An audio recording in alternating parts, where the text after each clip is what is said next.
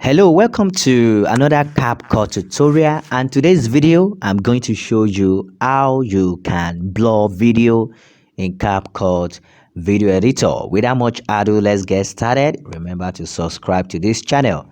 So I'm going to use this video as an example so as to show you how you can actually blur video. If you check the video very well, you see that is a very clean video, and then I want to actually blur the video. So if you want to do that, once you import the video into the timeline, you will see that the video has been highlighted. Now come to this place, you will see fill at this very place.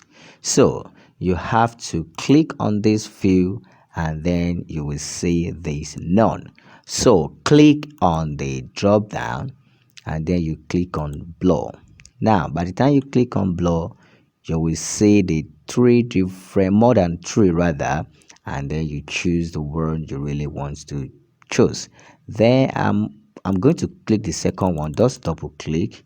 Once you double click, it's saying background has been added to the clip. Now what you have to do is to come to this opacity, and then you drag it to the back. Once you drag it to the back, the blur background will be effective. And then if you take it back and then you play the video, you will see that the video has been blurred. So this is how to blur video in CapCut video editing software.